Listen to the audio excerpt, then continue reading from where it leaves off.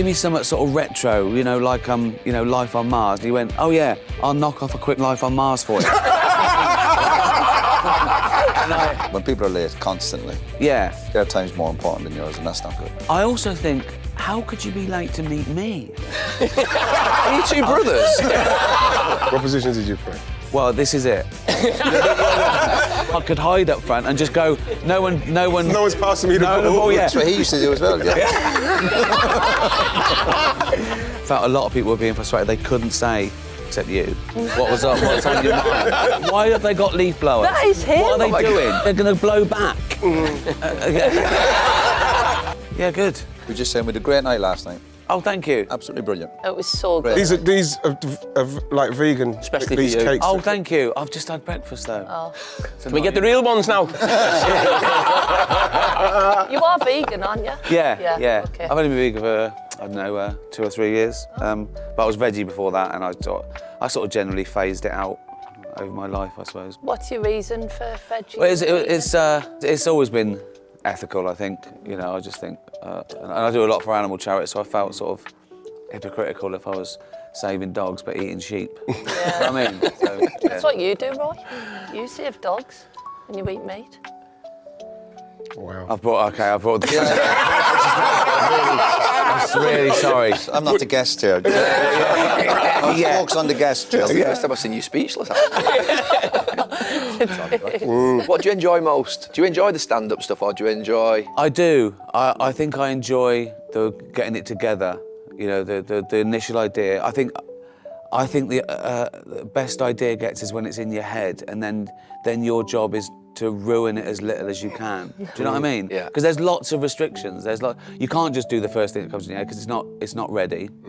You have to make it understandable and palatable and all those things. So you work on it, and I enjoy it finishing and starting again. Do you know what I mean? Okay. And it's like a parachute jump. Every time you go out there, you think you're not enjoying it at the time, but then you land. You go, I didn't die. Yeah. I didn't die. That's the sort of euphoria. Do you know what I mean? It's like, I suppose it is like an adrenaline sport. Yeah. So you still have that worry last night, even you're at the top of your game, you're obviously experienced, and the show was brilliant, like I said, but you still have them doubts going on there going, will people laugh? No? Not doubt to know, because I know I've done it, so I know it works. Right. Once you get it, people are the same everywhere. Right. They're going to laugh at the same point. If you put a graph of the laughs, it would be the same. Right. It'd be the same every night. I know when they're going to laugh. I know when they're going to gasp.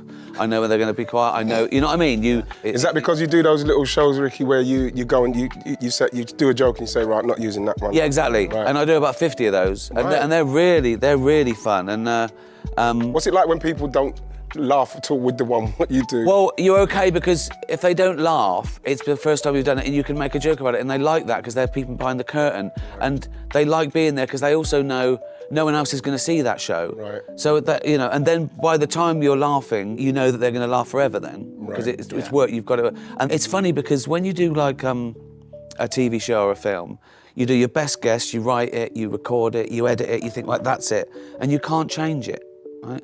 Whereas here, you can change it every night. They tell you what's funny. Yeah. So it's more like sort of evolution through natural selection. If they don't laugh, you don't do it, or you make it better. If they do laugh, you keep it. So eventually, you've got an hour where everyone laughs at everything. Yeah. That's You know what I mean? amazing. If Do you ever change that last show, or is that, you know, when you've got the final show? It's evolving all the time. If you saw a show Monday, Tuesday, it would look exactly the same. But if you left it a month, you'd see the differences. It is just like a really slow evolution. And in my last special, I even did a couple of jokes that like were brand new that night, but they went well, so they stayed in. And then you've got the edit as well. You go, well, you know, you can still... Are you ever worried about getting cancelled in terms of what you say? You're talking about an idea coming into your head and then having to maybe sort of move it around a little bit. Is that... Well, I think a lot of comedians, or probably sitcoms and stuff like that, it's like... Do you know what I mean? Just coming into your head. I'm aware of it, but I think I can justify everything, because I don't go out there and just say the first thing that comes to my head thinking there's no consequence. I don't do that. So I've got to be able to justify it. Everything I do, I've got to be able to go, this is why it's okay. Right. Do you know what I mean? And a lot of my stuff, because you're dealing with taboo subjects, a lot of it seems worse than it actually is. If you analyse it, it's not that bad. It's just because you're dealing with contentious subjects and buzzwords, and people go, oh, like that. But if you look at the joke, it's fine. It's fine. And I like doing that. I like dealing with taboo subjects, because I want to take the audience to a place they haven't been before. It's like I'm taking them by the hand and it's through a scary forest, but it's all right in the end. We can all laugh about it. And I think that's what comedy's for, really, to get you through scary things and get you through also what is being cancelled, you know. Some people didn't like it. Fine. I don't know what getting cancelled is. I think you have to actually break the law to be properly cancelled. Otherwise, some people didn't like it. That's fine. That's just fine. That's the way of the world. Ricky, can I ask you about The Office? I'm obsessed with The Office. You should just all leave it. Do you want a part in the new one? Yeah, it's just... How long is that in your head? You know, because that's obviously when I'm aware of who you are. The Office just explodes. And I've got to tell you the story. Nicolette, my wife, who went to the show last night, loved it. I had a little bit of a disagreement. She's in one room, I'm in the other. I've been told to put this show on. It's on BBC Two, the first series, wasn't it? Yeah. So, and I'm just like, on my own. Did you know it was real or not? You didn't know if it was real? Screaming, laughing, thinking, but I got it straight away, because some people can't quite... Did he know the camera's there? As a doc, you can't quite get It's it. the looks to camera. I know, and I'm It's the just looks like, to I've camera. never seen anything like this. I mean, how long is that in And your the head? cast, and the cast, everybody's amazing. Yeah, well, that's the craft, that's the hard work, all that stuff. But the initial idea, I probably had the character of Brent like a good few years before The Office, and it was just I used to do sort of like sketches and do characters and take the mickey out of people. That started at school. I do impressions of teachers and stuff. So David Brent was like a Frankenstein of all the people I'd met in my adult life, and he was just a guy who just wanted to be loved, really. Yeah. That was it. It's one of those desperate people who just want to be, they just want to be your mate and they can't, and he's stuck between worlds, and you know, he wants to be cool, so he talks about things that he doesn't know about it. Yeah. Still find the Cubans. But we've all got a bit of Brent in us. We all want to be loved. We all make a prat of ourselves, but there's not usually cameras here. Yeah. You know, so... And it was also... I'd watched a lot of docu-soaps of the 90s, those things where normal people got famous for 10 minutes, like, you know, Airport. And, and so that's what I thought would be the best format for it, because... You know, as I say, it's one thing making a prat of yourself, but then you have to, when he looks at the camera, it brings the audience into it, because that was to make you feel really uncomfortable. You know, being caught lying, going... And he's suddenly childlike. I still think that's funny. An adult being caught out, embarrassed, is still the most cringe-worthy thing, isn't it? An adult being told off. So you have that character, and you think, what's the best part for him? And I'd like worked in an office for like 8 or 9 years. You know, you write about what you know, so you put them in that environment. And The Office is perfect because it's about people just thrown together who wouldn't usually meet. No one grows up going, I want to work in an office one day. So it's just all arbitrary. And then you have to deal with everyone. It was also the beginning of another sort of PC culture, actually. People started worried about what they said at work and getting in trouble at HR. Brent wanted to seem PC, but he wasn't. So he just kept getting caught out. Whenever he tried to be cool and down with the kids, or he'd get something wrong. Get the racism wrong, innit? Well, yeah, of course, yeah. just going over and going, you know, not my favourite actor. My favourite is Sidney Poitier. He knows every word. I know, but that is to show that he wants to be good. He wants to be, you know, he's not racist. He's not sexist, but he just wants to shout that to the world, and he wants to sort of test himself, and he wants people to know he's a nice bloke. That's funny. And it's about ego as well. It's about, he desperately wants to be loved. I worry about David Brent, even though I think about it. I worry, what's he doing now? How is he doing? Yeah, no, exactly. Those are the kind of things that he was so ingrained into me. Well, also, I quite liked him, because I felt a bit sorry for him, because I knew he wasn't a monster. And people said, oh, he's the boss from How. Actually, he's not a boss from How. You'd probably get on all right with him. He just wanted someone to go who wants a drink. That's all he wanted. So when the program's that successful, when do you know when to say, I need to leave it? When it's popular, or is there issues in the background sometimes? It's Well, not I just simple. put everything into it, so I just thought, I'd put everything into it so you got nothing left and leave it there and move on. And I suppose I got the idea from John Cleese doing, it was my favourite show, 40 Towers. So we did 12. And we did 12 and a couple of specials, so it did even more than that. But and I didn't think that was the way to make it last longer, but I think that is the secret to its longevity, that you've only got those ones to watch, and you know, you put so much into it. Quantity. Exactly. I think some people, they churn them out, and they can't be good. And even the American ones, and the American one did like 200 episodes, but it had 24 writers and 10 executive producers and top actors and 10 million per episode. The first episode of The Office was 140 grand. You know, we shot it with one camera because that's all we 10 could million afford. to make an episode, you mean? Or The Office, about Office, 3, 4, 5 million it was getting up Wow. to, yeah. I just thought, I want to do something else as well. I've always wanted to, you know, write about what I knew. So by the time that was over, I was in media, so I did extras because again, Extras. you want to do about what you know, I think, don't you? Because it's Extras. Did any of kind of David, was it any of your character when you were in office? Because obviously we see you in character a lot, so... Yeah, Yeah. I mean, I wanted to use my own sort of, you know, body language. I didn't want a funny voice or a funny accent, or also because, I mean, I wasn't really an actor. I was sort of doing an impression of someone I knew deeply, so I wanted it to seem real. So if you sort of overact or do things, you know, put on a wig, it can never be as real as if it's you. And sometimes I remember I'd say to the cameraman, sometimes I'd say, oh, it'd be better if you came in that way. I went, no, just film what happens. Because I don't want it to look staged. I just want it, sometimes it'd be the side of your head, or you'd make a mistake, and you'd want to leave that in because it was meant to be a documentary. Can I just say with the extras, the David Bowie one, when he done the song. One of the best days of my life. Because he was a hero. He's your hero, He's right? properly my hero, I'd say. It came about the first time. Did he write the lyrics for that song? Or No, he wrote the music. Right. In fact, I remember I sent him the lyrics, and I called him. I said, "Did you get the lyrics?" He went, "Yeah." And I said, "Give me some sort of retro, you know, like Life on Mars." And he went, "Oh yeah, I'll knock off a quick fucking Life on Mars for you." and I realised that was so insulting. He's doing my little sitcom. Do your opus. Just knock off a quick.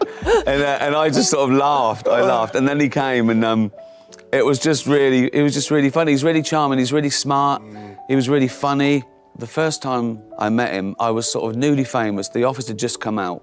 I think it was like 2002, maybe the next year. And I was invited to one of those things at the BBC, and Bowie was playing. It was like an audience with Bowie, and we watched him, and then we were in the green room after. I was with my girlfriend, Jane, and there's people milling around. And then it was Greg Dyke, who was in charge of the BBC then, and he bounced over and said, "You're a massive Bowie fan, aren't you?" I went, "Yeah." He said, "Do you want to meet him?" I went, "Okay." Went, "Do you want to meet him?" Come on, go and meet him. I went, "Okay," right?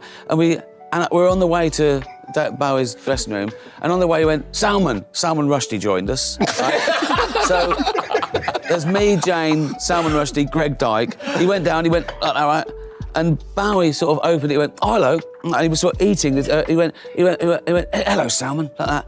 And he went, "Oh, this is Ricky," and he went, "Hello." And I went, he didn't know who I was, of course, and I said, "Great." He said, "Oh, thank you very much," right, and that was it.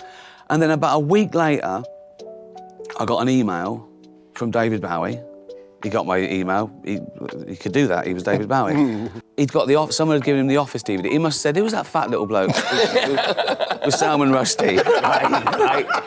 Anyway, he did The Office. "What's that?" And he got it on DVD, and he watched the DVD, and he sent me an email, and it just said, "I watched, I laughed. What do I do now?" Right. And then we sort of became pen pals, and then I met him. You were in a band for a few years. Well, yeah. I was in a band for about 6 months. I was at college, and we did a demo. We got signed. We put out a couple of singles. They failed miserably. We were dropped. That was it. What was the band called? It was called Shauna Dancing. It was sort of like 1983. It has Spandau Ballet vibe. Yeah, exactly. New romantic look. Yeah, hair, jawline.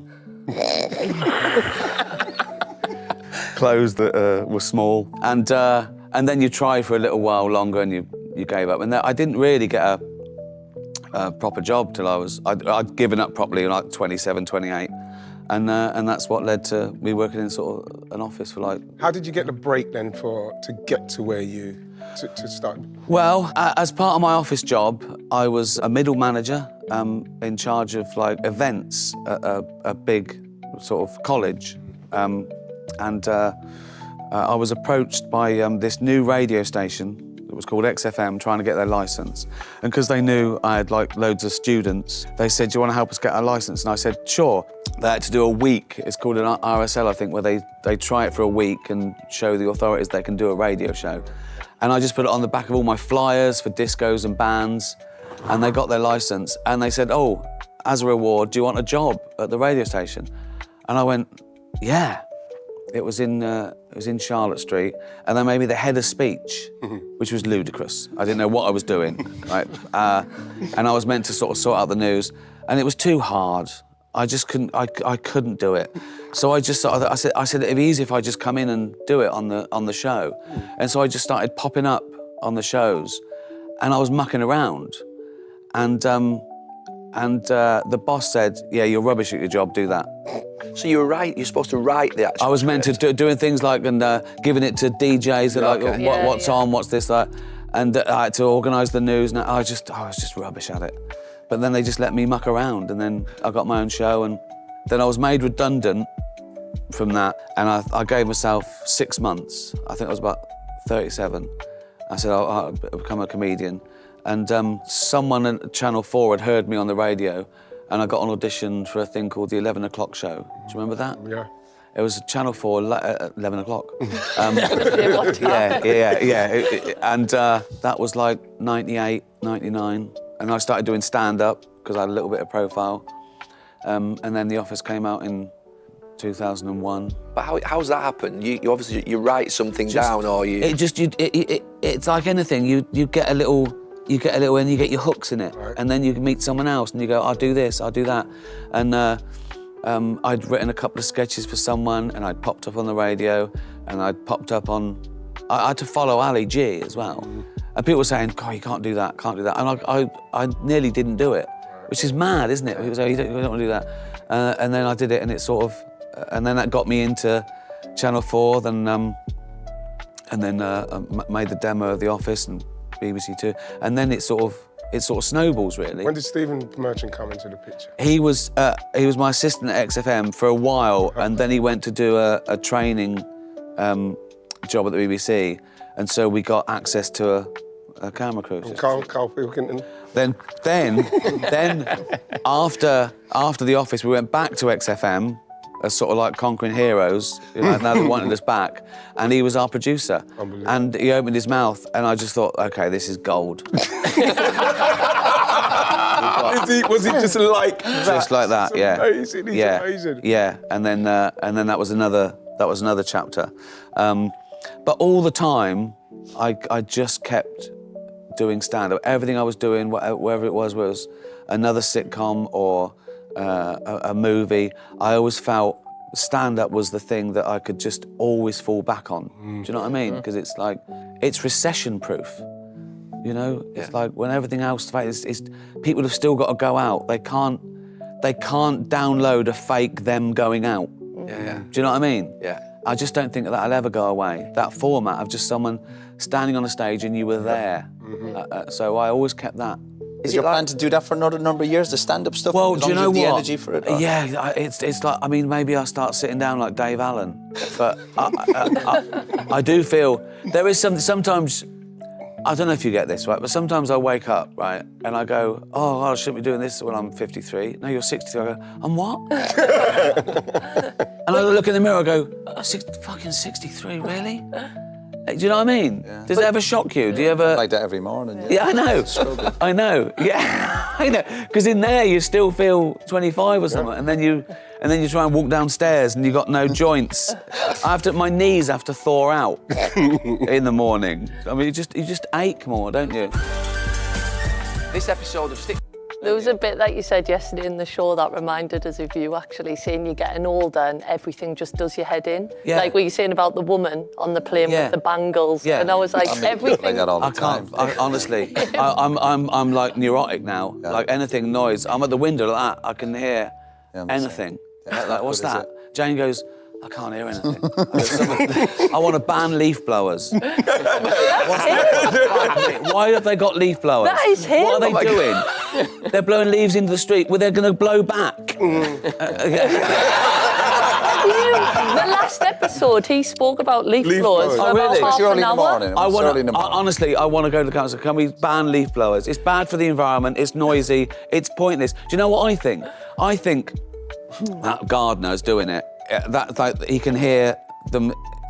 He's working. Right, yeah. Because they're not doing anything. They're doing it with there's like one leaf that getting it into the. No, the bit that annoys me, one does it and he blows the leaves down there, and then the other guy's gardener blows them fucking back to where they were. They just keep doing it every day. They blow the leaves What's back. up with the rake and putting it in a bag? Proper grafting. I know. No, they get or lazy. if they're going to do it, get a vacuum. Yeah. Vacuum it up, so you don't have to. Yeah, but I mean, leaf blowers, noise, lateness. I can't stand lateness. Oh my God, you would. Are you two brothers? It's rude, isn't it? Yeah, absolutely. If I'm there, if I'm meant to meet someone. Also, when I arrange to meet someone at 10 o'clock, I'm there at 20 to 10. Yeah. You here today? I was meant to start at 10:30, wasn't I? I was on time. Yes. Yeah. So their time's more important than yours. That's the way I look at it. When people are late constantly, Yeah. their time's more important than yours, and that's not good. I also think, how could you be late to meet me?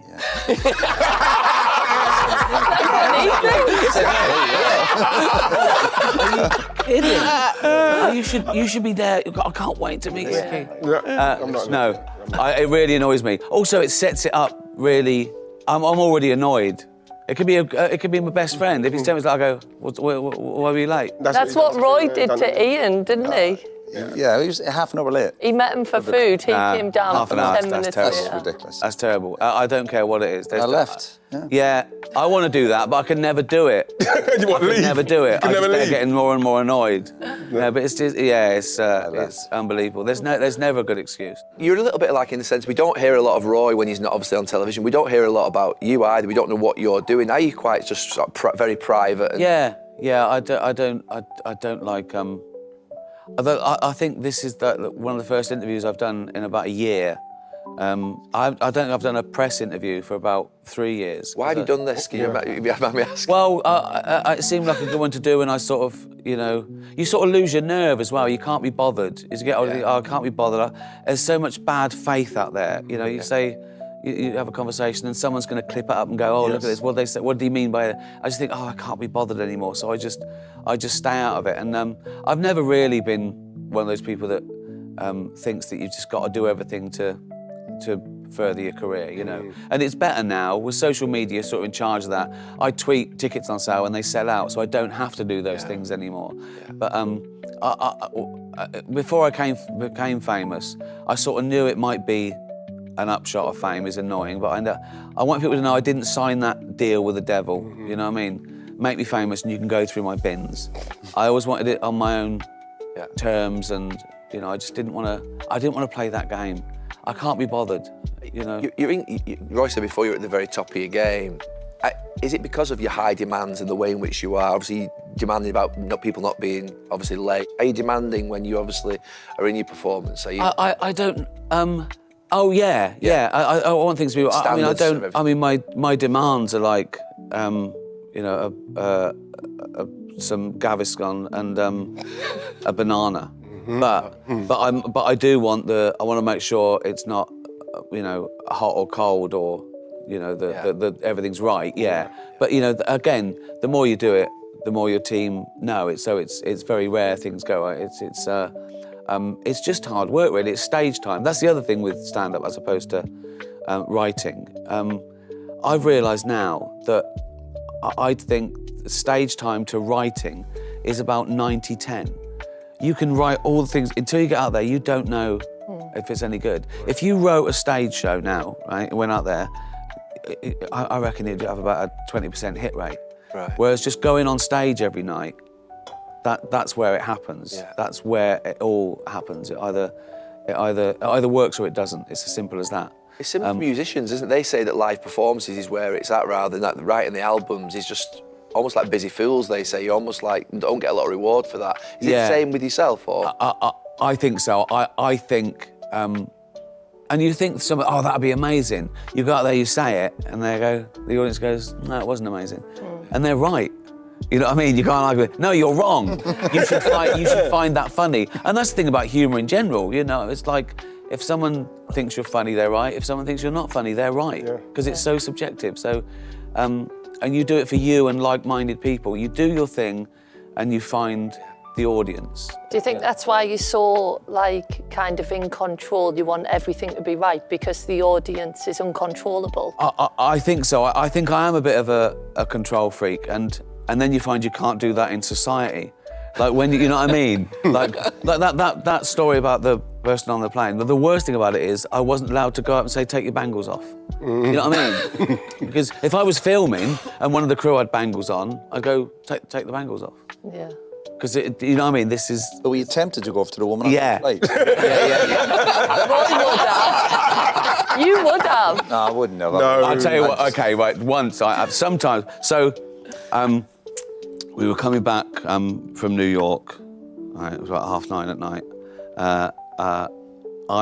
I'm sitting here, Jane's there. Across the little aisle, there's a bloke there, he's middle-aged. We're just sitting there waiting to take off, right? Everyone's in their seats, they've done the through, they're just sitting there. And he's reading the paper. First of all, he's doing that, right? I'm not that.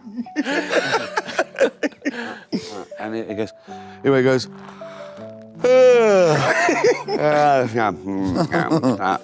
do that, like that, right? Then it goes,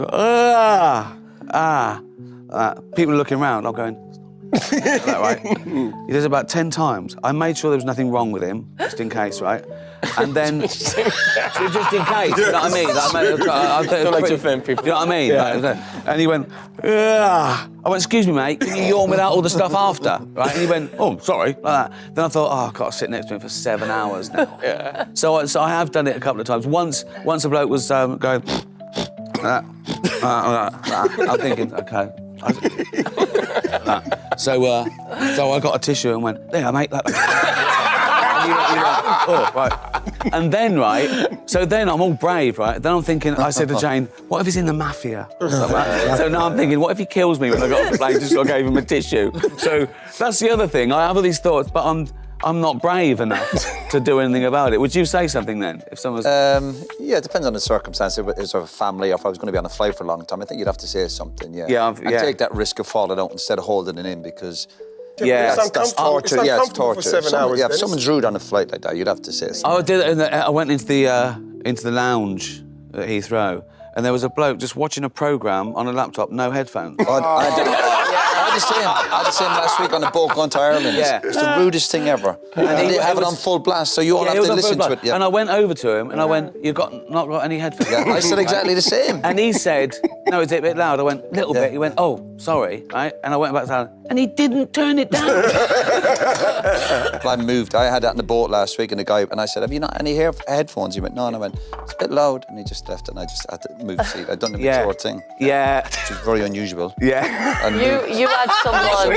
Last night. Yeah, Jamie had someone annoying him talking behind him at your show, and I could see your wife was like, don't say anything. I know, but she's done it 3 times. I had to turn around, and again, I looked at it, and you've got to check if she's... Because I'm thinking, the show's going on. You're talking to the person next to you. I know. Yeah. The thing is that and you just go have a little check. Is she, yeah, she's okay. Yeah. Yeah. Stop. Yeah, I know. Did you say shush? Yeah, well, Did you? Yeah. But when you made That's me quite aware, polite, it was all I could do. I love the one with Roy when you went to the concert and the woman was singing. Oh, yeah. What was that? He went to a concert and... I went to Neil Diamond a couple of years ago. And you know when people join in some of the songs, but this woman next to me was singing every fucking song. You know, even the quiet ones were going, shh, and everyone where I was sitting...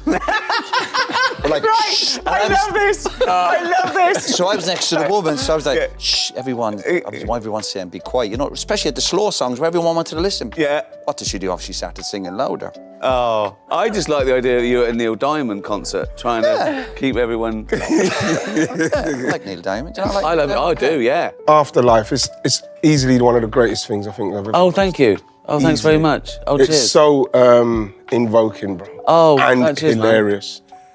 You know, that Postman, I love the Postman. Love the he's brass. great, isn't he? Love the lady, the Gervais. brass, the big lady as well. Yeah, it was fun putting characters together. Unbelievable. I wanted it to be a little like a, not surreal, but like a perfect little environment where you saw all the characters every day. Yeah. Can I say, is it Paul Kay with the... The psychiatrist. Oh, God. Oh, yeah. Yeah. Unbelievable. That was... There's some outtakes. Oh, it's Yeah. amazing. Honestly. And what that day... one day we were filming it, and they wanted me to. I think it was there's a film school, students' film school, and they wanted to come on and watch. And he was just saying the most horrendous thing, and I was ruining every take by just laughing. I just thought, this isn't a good lesson for students, for the director to be ruining takes and laughing at the most horrendous. Yeah. You have some funny people, though. There's some really funny. Well, that's what I did. I mean, they're my friends now, but I just got the funniest people to. It makes it easier, and I get all the credit. So it's amazing. Well, what's funny is when you do your first thing, you don't know anyone, so you cast and cast and cast, and you've got something in your head because these people I sort of work with in real life, and I'm trying to, Finch is based on someone, so you want someone that looks a bit like him. We've got someone that looked a bit like him. But then, by the time I've been in it for 10 years, I know exactly. I'm writing the role, and I go, I know who's that for. And they got the parts before I wrote it. Wow. So it makes it twice as easy, and then you know what they can do, and you know it helps. It makes it easier. So yeah, and it was. I was worried about that because it was a bit of a departure because it was. I mean, it was a comedy, but it's about a guy who wants to kill himself because his wife dies of cancer. So on the page, that doesn't seem like it could be funny. I was worried about that, yes. but where did it come from? Where did the whole idea come from? Well, it all happened in about 2 minutes. I was on tour. It was I think I'd started Humanity, and I wasn't doing a TV show, and I felt guilty because I was thinking I'm only working an hour a night, so I've got my days free. I've got that really late work ethic where I feel guilty that I didn't really have a job till I was 28. So now I think I've got to put in more. Put in more, yeah. What was the idea? I just thought it was the beginning of sort of cancel culture where people couldn't say what they wanted. Right. And I thought, what if you didn't care though? Why wouldn't you care? What if nothing mattered, if you were going to kill yourself, but then you didn't, and you could just say what you wanted? And that I worked backwards from there. I said, and what's losing everything? Oh, the love of your life. And that's how it started. So he didn't care. He was going to kill himself, but he didn't. Why didn't he kill himself? His dog was hungry. Yeah. And that all happened in like 2 minutes, and that was the basis. Because then he could go around saying anything he wanted, and that was funny. And I just thought people would like to sort of live vicariously through him, because I felt a lot of people were being frustrated. They couldn't say, except you, what was on your mind. I think people think I do that. I don't. I'm really. Oh, I don't. I hold it back. I know, so do I. So do I. And also, it's worse now I'm famous. Like before, I would complain, but now I think if I complain about cold soup, someone would be on YouTube. Yeah. Do you know what I mean? I think everything. I'm so conscious of that as well. So is that a bit of someone got a camera, getting your personality out through the characters? Exactly. Like you'd like to go and do that. That bit, that bit in Afterlife where he asked for the child's portion. Yeah. Yes, and he goes, it's only for kids. That happened to me. It did? It was in a cafe in Camden. I was with Jane, right? And I said, before I was vegan, I said, can I have the fish fingers and beans? He went, it's only for children. I went, what do you mean it's only for children?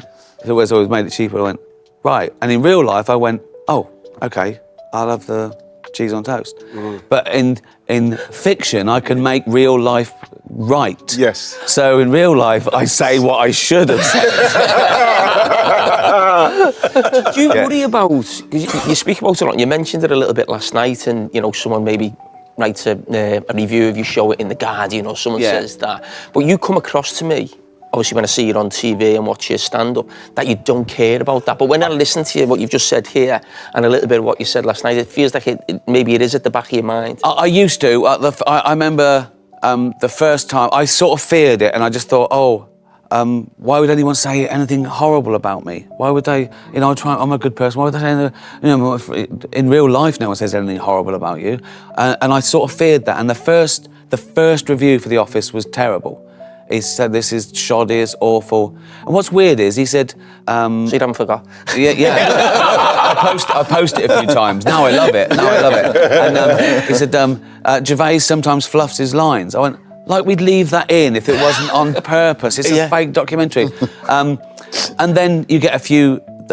I think at least once a year for my whole career, one journalist has said his career's over. Wow. This is the, and I do. So actually, I quite like it. Sometimes I go back and look at them because I quite like the feeling, that they were wrong or whatever. Yeah. But I don't worry about it now. In fact, I do still seek it out, particularly on social media. Sometimes I will seek out a bad comment because I think I can use that. So no, it doesn't affect me. You mustn't take it personally. That's the thing. They don't know you. That if someone says something about you on Twitter, right? They go, "Oh, I fucking hate him," right? They do. If they met you regularly. if they met you in Family real life, and friends. yeah, exactly. Yeah, they'd ask for a selfie. Yeah. They don't mean it. It's just something to say. No, I don't. They just, social media is toxic, isn't it? Especially X or Twitter, and you've probably come off it, and there's a few people come off it and go on it. It doesn't bother me. No. Because I think the same as you. When people say, "Oh, you mentioned like the trolls last night," so people talk about trolls or people, but I say, it's not real. It's not real. It's not. That's exactly right. That's exactly how you got. It's easier to say that though. I know, but I do feel it. There's a difference between that and targeting and bullying. There is some terrible things. There's some terrible fucking misogyny and racism. Yeah. Really, really nasty people who live in a basement who should be, have their phones taken away from them. But most of it is bad. They don't mean it. They want. I've had a tweet. When I first got on, I didn't understand it.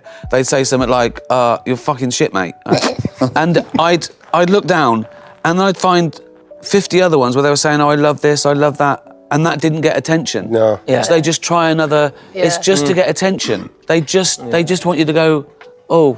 I had a thing with a guy last year, Jim. I was in America last year in this hotel, meeting some lads, but I was by myself, and up the top of the hotel was a pool, and everyone was flexing their muscles. I'm sitting there, big guy came over to me and went, "Any chance of a picture? This is in America." And I went, No. I said, "I'm waiting for some friends and I'm not doing any picture." He says, "Nobody knows you around here, you know that." I says, "You do." See, I just didn't do that. Perfect. It was perfect.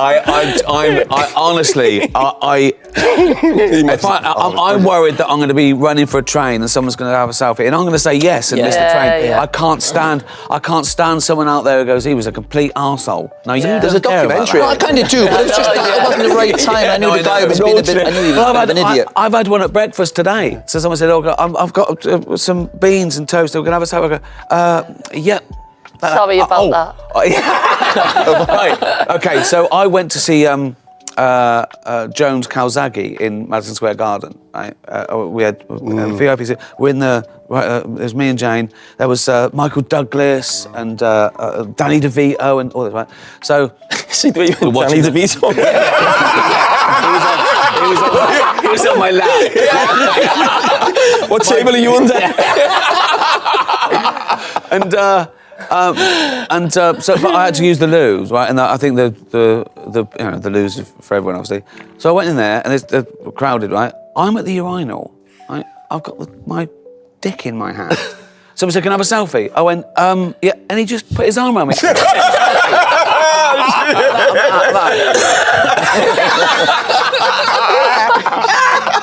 Unbelievable, and I couldn't say anything. There's a lot of testosterone at boxing matches. Did you actually get the selfie? I haven't got it. It's on his phone. I didn't go. Can I have one? I don't want to see it. I mentioned Faulty Talk. When you were growing up, who was the comedians that you kind of looked up to? You thought, "I love their type of humour"? It's Monty Python? Yeah, I was too young for that, but I saw my older brothers and sisters laughing at it, so I was sort of in it at a young age, I suppose. I was in it before I really understood. Faulty Towers was the big breakthrough. But I like the old stuff as well. I like Steptoe and Son, Rising Damp, Porridge is amazing. Stand-ups, it was Dave Allen, Billy Connolly, really. In fact, when I started, I remember I wanted to be like Billy Connolly, just telling stories and being natural. It was brilliant. And I still think that it's funny because people say, I think comedy, stand-up comedy, particularly sort of British stand-up, traditionally, is you're a sort of, you're a jester down with the people, making fun of the bosses or whatever, and that's, and now people know that, how much we earn. So to keep low status, I sort of do it in two ways. One, I sort of let them peek behind the curtain. I go, this is how I embarrass myself in front of these idiots. I still want to know I'm one of them, not one of them. Right. And the other way I do it is I talk about things where they're better off than me. So I talk about being fat and old and dying soon, and you know what I mean. So I never do that thing. And if I do it, I do it so they know I'm taking the piss about being better than them. So they know I'm joking. I saw a tweet you put out a few years ago. I think it was someone done like maybe what's the thing that you do in America, the awards? Grammys. Oh, yeah. The Golden Globes. Golden Globes, yeah. I think there was a big blowback on maybe a joke he'd said. And I remember you put on social media, never apologise for a joke or something like that. Is that a thing for a comedian? Or it doesn't make sense to apologise for a joke because... Maybe you mentioned that with Kevin Hart. Mean it anyway. What are you apologising for? What are you... I don't get it, you know, and I think most apologies are because they're scared of... Like, I see actors apologise for something they said because they got a film coming out. The studio have said, well, we've paid you 10 million, you better say sorry. And they go, OK, I'm sorry. They don't mean it. You know, you're an adult, you meant to say it, it was a joke. I don't know what you're apologising for. Because you don't mean that either. You just mean, oh, let me carry on. You don't really mean, I'm sorry for saying it, you mean, please let me carry on. Right. They kept asking you back to do those awards, and the actual actors and actresses in the audience, they looked terrified at the idea of you mentioning their name. Did you feel that? I did, and I noticed it the first time, I didn't get it. Like one of the first one I did it, people would come up and say, what are you going to say about me? I think, why do you care? Yeah. Why do you care what I say about you? I don't know why they care. Yeah. I only go after their public behaviours. I don't, you know, expose anything about them or nothing that bad. But Ricky, did you at the start of it, because we've never seen that before, we've never seen it since. You just going and hammering A-listers. What made you think? You know what? I'm just going to hammer them. I don't care what the. Well, I thought. When they said, do you want to host the Golden Globes, all that stuff I said in the show was true. I said, I'm going to write my own jokes. Right? And I thought, who do I pander to? The 200 richest people in the room or the 200 million people watching at home who aren't winning awards, who aren't millionaires? And it was a no-brainer. I was doing it for them, you know, and I didn't want to, it wasn't set out to hurt their feelings, but it was, if you're going to make it a spectator sport, then you better have something. There better be something in it for the people at home. Why are they? And if they can't take a gentle ribbon, and they've got everything already, they've got everything. you can take the Mickey out of their film or their hair or something. And that was the days when they were revered, where people thought you shouldn't take the Mickey out of these wonderful people. But now with social media, everyone knows they're idiots too. Do you know what I mean? Yeah. It's like they were treated like they were something special, but now we know they're idiots. Yeah. And they've got all the same anxieties. They're stupid, and you know. True. So there's just no big deal really. They're just no different to anyone else. I don't know why, and that was because that was fear. You know, no one wants to be made a fool of. So some of the times I looked round the room and I could see people wanting to laugh, but looking at whether they could laugh, you know, because you know what I mean? They're beholden. I'm not beholden to any of those people. Like I direct my own stuff. I don't care if a director likes me or a producer likes me. I direct and produce my own stuff, so I don't have to worry about that. So I think I can be more honest in a way. And did any of them come up to you after, or did any of them approach you, or? No, you know, you hear things sometimes that people are a little bit upset, or that someone's. But I don't care. I think I can justify everything I've said. I don't think I've ever been unfair or lied with anyone. And also, we got to realise this went out on network telly at 6 p.m. How bad could it have been? There was no, you know what I mean? I didn't do anything that. You know, that's the safest. That is the safest TV you'll ever have. Yeah. So all I did was dare to be a bit irreverent about actors. It wasn't a room full of wounded soldiers. There were people who dress up in rubber suits for a living. Do you know what I mean? You speak what did you think English, about the Will though, Smith don't you? thing? But obviously he got on stage, didn't he? Who's the comedian? Yeah, Chris Rock. Chris Rock. Chris Rock. Yeah. Well, I don't know what happened there, because Chris Rock. It was a mild joke. The annoying thing, I'll tell you the thing that annoyed me about it was, Chris Rock is about 8.5 stone. That's what, I don't think Will Smith would have slapped Russell Crowe. That's what I think. I think it was a bully tactic. Wow. I think it was to show off. I think it was to show off, and I think it was like, I don't know. He just had enough. He just thought it would be a good thing to do. I imagine I think he regretted it as he was walking up there. He couldn't He thought, what am I doing? If you look at him going up there, he's got the adrenaline. He's going, I'm going to be a hero. My wife's going to, I'm going to be a hero. And as he does that, he leans back. I don't think he thought, I can't. Yeah. And I just think he was adrenalised. He would keep your, oh my fucking. Yeah. Yeah. I think it was just showing off. I think it was crazy. Ricky, can I just ask, do you like football? I do. I love it now. I went off it for about 30 years. I wasn't anti it. I was just, I played at school, and I actually played football till I was about 30. But I think from probably the age of 30 to 60, I sort of gave up on league. I didn't really know where there was. I didn't have a team. I watched England twice a year whenever they were playing. You know what I mean? But and I was aware of everything. I got back into it in COVID with a lockdown when they were doing those games, sort of, you know, with no crowd, and they were a great time. And I just got into it with someone to watch, and then what really got me back into it was a documentary. Is it Sunderland Till I Die? Yeah. And I thought... That's my team, Sunderland. Oh, really? Yeah. I loved that show. I just wanted it more.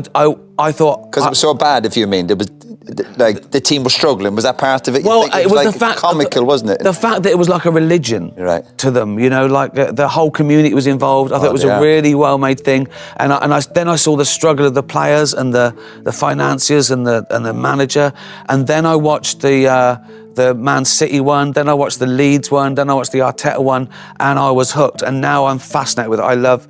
I watch every game that's on TV. I absolutely love it again. Sunderland made Ricky Gervais fall in love with football. I guess so. There's the headline. I guess so. And I always liked. I was a terrible player. Not terrible, but. What positions did you play? Well, this is it. Well, you're gonna laugh. You're gonna laugh, right? I played, because I thought I could get away with more. Like, if you don't get the ball or you miss, that's all right. If you're a defender and they go, he's fucking useless. So I thought I could hide up front and just go. No one's passing me the ball. Oh, yeah. That's what he used to do as well. Yeah.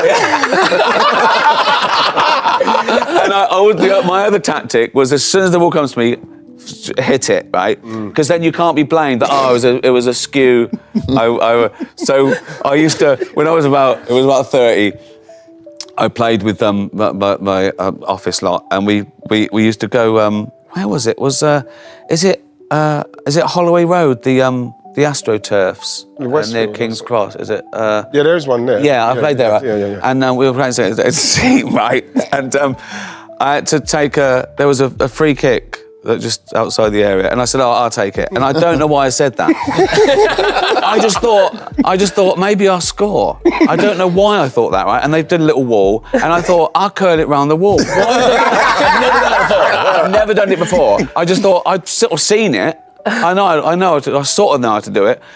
And I ran up and I kicked it, and it rolled along the ground to the corner post. Everyone was stunned. They just looked at it, right? And my mate went, "Can I take the next one?" I went, "Yeah, come on." And that was my way. Hiding was my way of sport. Like rugby, I had to play rugby, and I'd get the ball and I'd touch it hard. Don't have the ball. Don't be tackled. Cricket. Now, at my school, I went to all boys comprehensive. The idea of sport was basically to hurt someone, right? Now, I'm not a brave man. I was small. So I can't bat because I would never go in the nets, because it was like, let's try and hurt someone. So I can bowl, but I can't bat. So it was like trying not to get hurt. That was my. And I tell you what, I was okay. I'm okay at tennis. I was the best in the school, but only because in my school, tennis was for people who couldn't fight. So I really got good at that. Do you play paddle now? I haven't, no, but I've seen it. It's taken off, hasn't it? Oh, it's so good. I still play tennis every week. I love tennis. It's good. It's such a... Do you play paddle? No. If I go abroad, it has a tick. That's the one with the little bat that... Like squash and tennis put together. Oh, hold on. No, what's pickle then? Pickle is the one that's just... Yeah, pickle's different, yeah. That's huge in America now.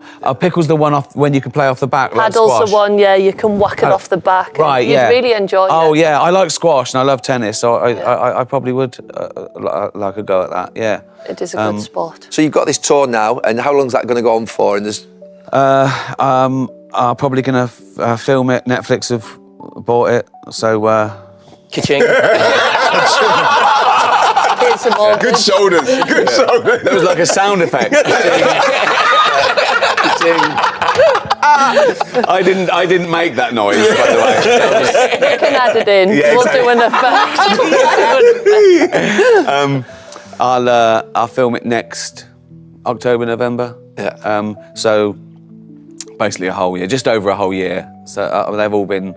I do about 14 months, but I do a few a week or one a week because I do like arenas around the world. I probably do more gigs in England, not arenas, than I do everywhere else because I go there for one night. If I fly into Copenhagen or something, I do an arena because I'm there for one night. But I prefer theatres. I mean, that last night it's one of my favourite venues. That's cool. It's Isn't it? just Really one of those. good, And you're in London next year, aren't you? The Palladium. Yeah, I'm going to do like... When's that? The tickets go on sale next week. That's I'm going to do the Palladium, I think, October and November.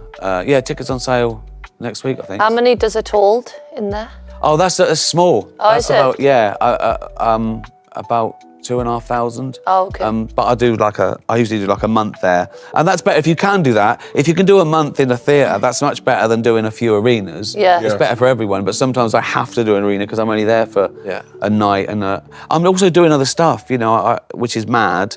I'm working on a new show for Netflix apart from this and trying to... A different show? Completely different? Completely different, Wow. yes. But your stand-up, your humour would have to be... Do the Americans get it? Would you tweak it? Are they... No. Yeah, but I mean, when you're dealing with, famine and Hitler, they're pretty... Yeah, I'll get it, yeah. They're aware of it. I'm not aware of it, but just... Yeah. That's a good answer there, Rick. That was good. That was good to kind of get Have to you the got any point. tips for these two for like how Americans like take to you and... Oh, what are you doing? You're going to try Jamie's broken America. I've cracked him. He's still trying. We're doing a podcast in America. Oh, are you? Yeah. About football? Football, yeah. Soccer? Yeah. So were you from England? And you're doing soccer? Yeah. And it's getting there now, isn't it? Yeah, and the World Cup's there in a couple of years, so... Right. Yeah. Right. And so what? Roy's not happy with it. Listen, good luck to you. Yeah, good. Go, keep doing them. Keep doing them. Jill enjoyed this stuff last night about... You were laughing really loud about the devil in hell last night. I do love punishment that. stuff too. I do love your take. I do love your take on that. She said your technique was really good. Yeah, you said you'd never done it before. You'll have to watch the show. How far in advance do you plan? Like 2 years, 3 years? How far are you booked out? Sometimes you've got to do it. I don't like doing it. I'd rather, in case I change my mind or I've got something better to do, I'd rather go, I'm free next Tuesday, I'm doing Wembley. But you can't do that because it's booked up. So some of the bigger ones and some of the more prestigious gigs, and you just have to do them in advance. But I try not to do more, than a year in advance. But you've got to really. So you've got to really commit to that. Can I ask you about, you mentioned before about sitcoms that you watched growing up, and you mentioned all the ones that we'd all mention. And I vividly remember as a kid, you'd think, that's on tonight, I'm getting on, whether it was The Office, The Royal Family, Phoenix Nights, you're going back to Porridge and Rise and Damp, Faulty Towers. Yeah. I remember them as a kid. Is there anything like saying that I'm now? old? No, what I'm saying is, have we lost that sitcom that as a nation you all think that's... I think so. I feel like it's gone with The Office and I think Phoenix so. Nights and Royal Family. I think particularly I think we're making less of those traditional sitcoms. I don't know whether that's an evolutionary thing or I think that there's so much to watch. Everyone gets less viewers. When you think that Only Fools and Horses used to get 20 million, and now I don't know, Doctor Who gets 2 million or something. Yeah. It's I've never watched Doctor Who. No, nor have I. What is it? Got into Doctor. No. Who is he? That's the cliff, isn't it? We'd just be hated by nerds. I feel I'm with the cool kids. Yeah. When you're mentioning them programmes, remember Bottom as well? Yeah. Used to try and get Rick all Mayall, Babsy, all that. Nesbitt, Yeah, all yeah. them. Yeah. I loved the Baldy Man. Remember that one? What was that, the baldy man? It was a man that was bald. But he was like... How did they come up with the title? Father Ted. Did you like Father Ted? Yeah. Father Ted. I love Father Ted. That'd be in my top 5. Yeah. I'd say 40 Towers, Father Ted, Blackadder. Yeah. Blackadder. You Father Jack? Blackadder. You're Dougal. Dougal, yeah. Is it Dougal? Yeah. I can see that. That's funny. That's really funny. This episode of Stick to Football is brought to you by Sky Bet. And Ricky, you've got a business. I have. Oh, so that's why he's here. Do you know what, though? I think, I don't do a lot of these anyway, but I think you're the only guys that said they'd even mention it. That's very nice. It's nice. What made you go into a vodka business? Well, I'd been approached to invest in a company called Canna Water, right? And it's what they're trying to do. I'm really into sort of animal charities and all that sort of stuff, wildlife. Yeah. I sort of donate the posh tickets to animal charities and I divvy it out. I love it. I've always loved it. I've always been part of that.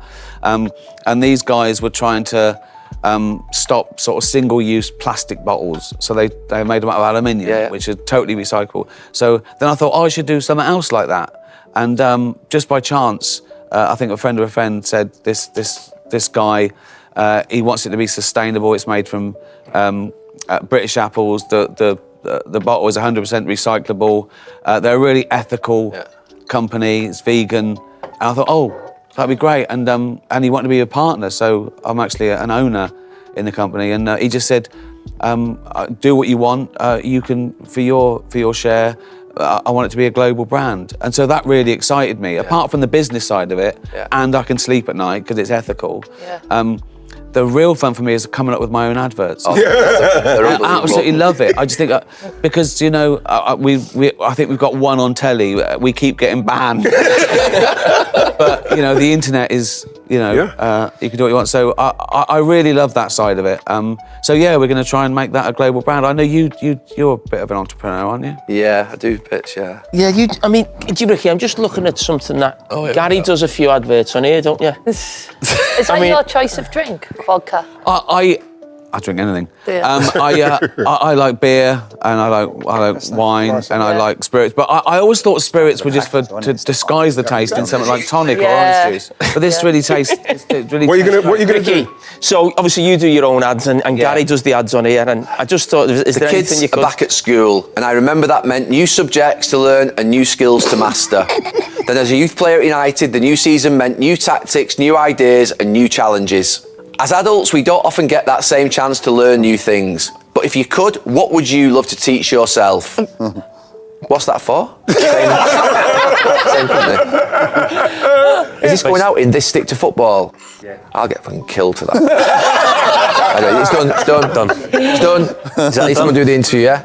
So, we're coming up to Halloween in the next few weeks, and it's the time of the year where we have fun and...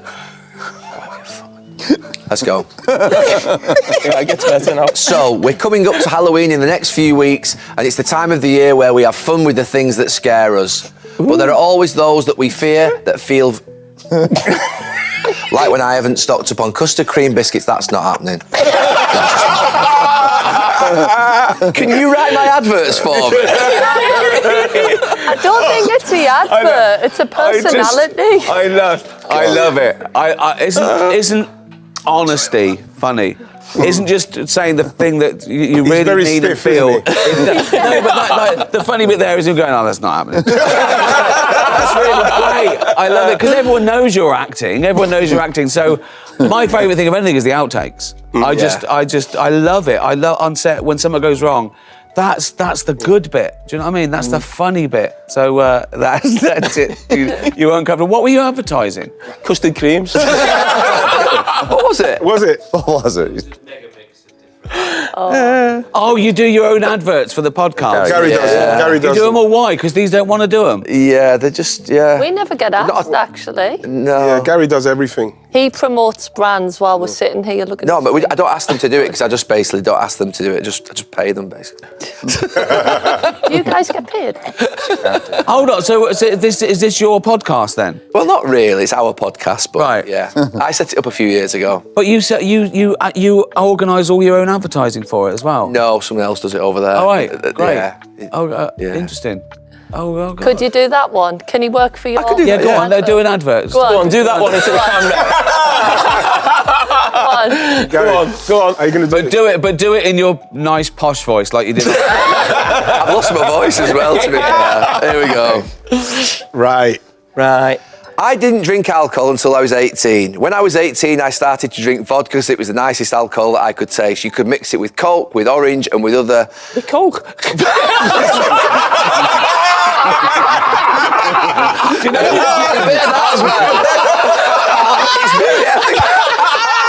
I was going to say that was really good. It was ad-lib. That was so articulate and real. Oh, yeah. I thought that was brilliant. Come on, guys. Come on, Can I guys. finish? And now that we're a lot more aware of the environment, Dutch Barn Vodka is the most sustainable alcohol that you can buy. Buy Dutch Barn Vodka. Yeah! That was really good! Well done, Gary. Well done. Great, girl. Well I done. like the one where you say, you need to play some of your adverts, actually. Let's see. Have you seen it? Oh, my God, it's fun. Have you seen it? I've seen it. Yeah. Oh, yeah. Yeah. Quick message to all supermarkets, off licenses, corner shops to say, please stock Dutch Barn vodka. I'm the co-owner of the company, so this could make me a lot of money. And it's a premium quality vodka made from British apples. We're committed to sustainability and the protection of the ecosystem. It's 100% recyclable, the bottle. That's why it's brown. Only one like it as well, so it'll stand out on the shelves. It's how people will remember it, I think. It'll be like, if you're going out, Grandad, can you get me some vodka? What sort? The posh one in the brown bottle. Dutch Barn? I can't afford that. Well, you should have fucking worked harder then.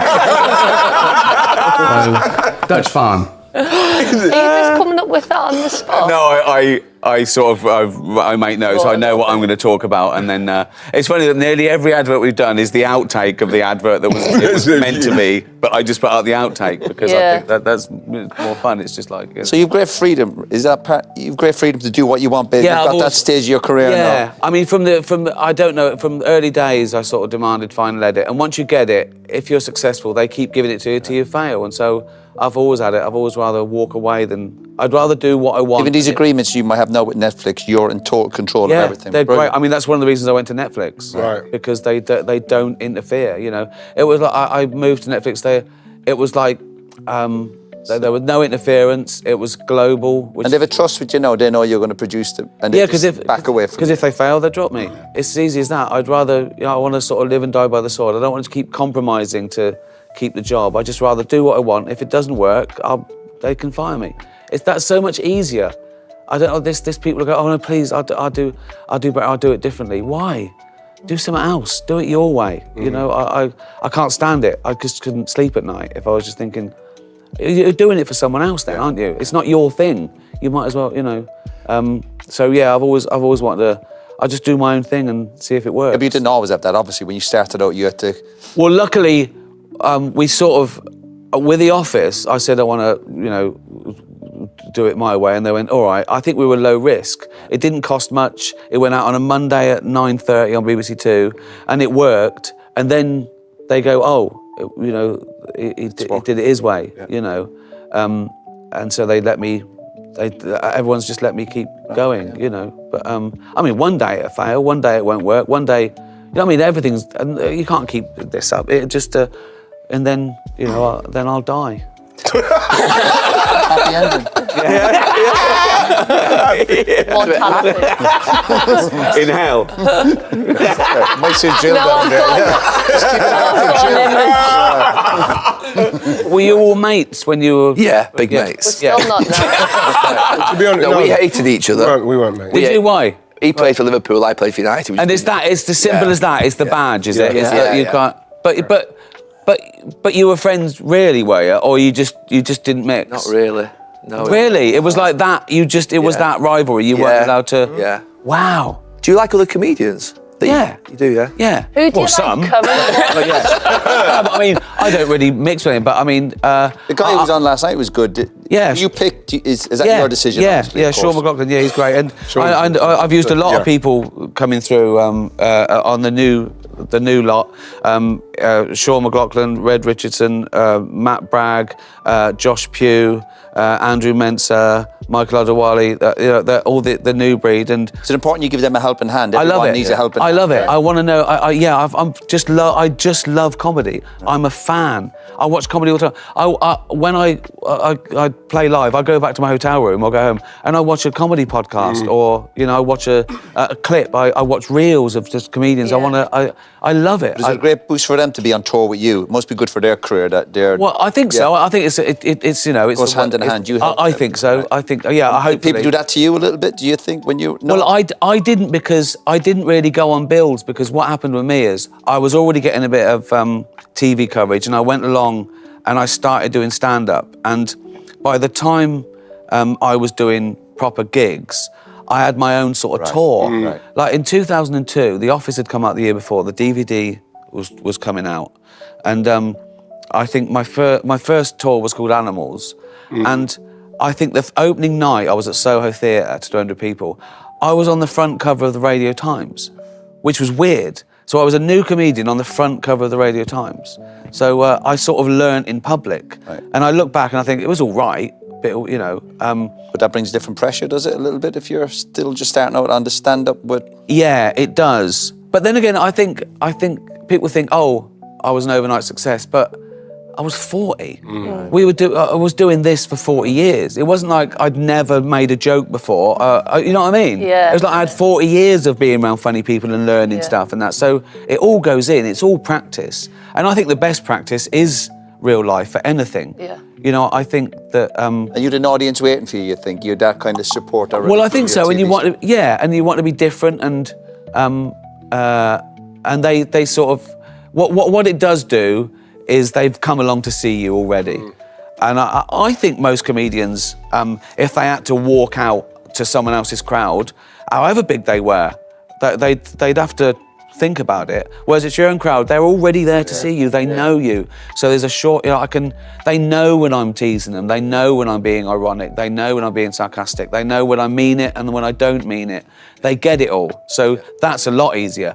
But that's not because you're famous, it's because they know you, if you know what I mean. They know you. It's so incredible though. I think comedians, I've crossed paths with a few these past couple of years and I'm like, people can say, oh Roy, you're funny or whatever, but it's a whole other level, like your timing, telling a story, getting a laugh. I just think it is so, I think We were comedians saying last are night before the show geniuses. started, we were all part of a team, so we could turn up on a Saturday and a bit of an injury, not feeling, but your team will drag you along. I was thinking for you last night, and I know your experience, you have it off to a T, but you still might walk up and go, oh, fuck, I'm not feeling this tonight, I'm just a bit tired, whatever, or family stuff going on, and you've got to produce on your own up there. That must be... But I feel in a way that's easier. Yeah. Because I've got no one to let down. I'd rather only be letting myself down. If I was to, I think, I'm letting them down. I don't want that. I don't want that responsibility. I don't care about letting me down because it's my fault. I want it to be my fault. And it's the same when people say, how can you write, direct, produce and act in it? The more you do, the easier it is, because the more in charge you are. What's no good for me is having to put my hand up to, I can't do that. If I just do all my way, and then if it fails, I don't care if it fails. I don't care. I did it my way. Frank Sinatra.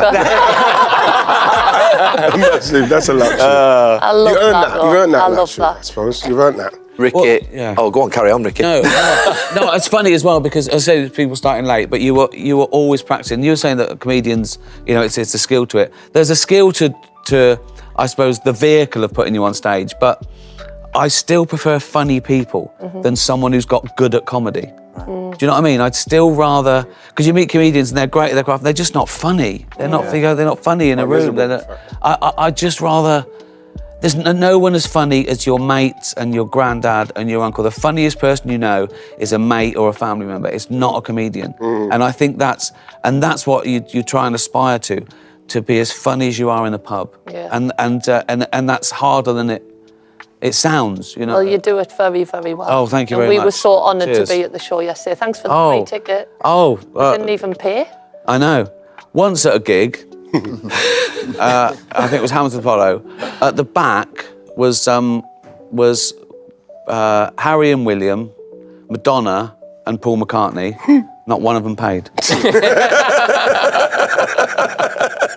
What money have they got between that lot? Yeah. Unbelievable, isn't it? Can we come in free? I would have paid. I know, we yeah. should. Well, you can pay now. Give me a treat. I've never got money on me now. I'm like the Queen. I honestly, no one takes cash anymore. I like cash. I love cash. I love cash.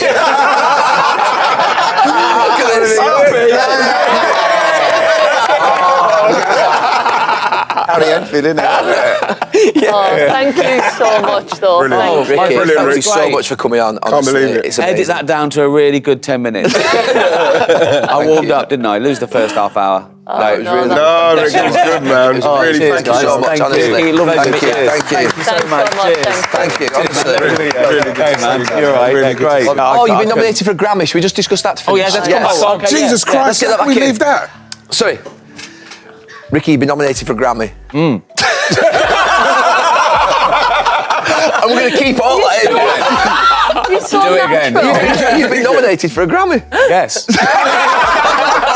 Aren't you good? Why does he have to do everything though? No, he just does. Let Roy do it. Let Roy do it.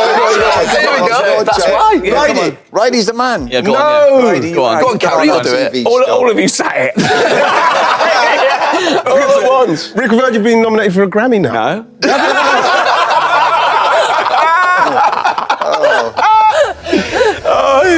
Brilliant.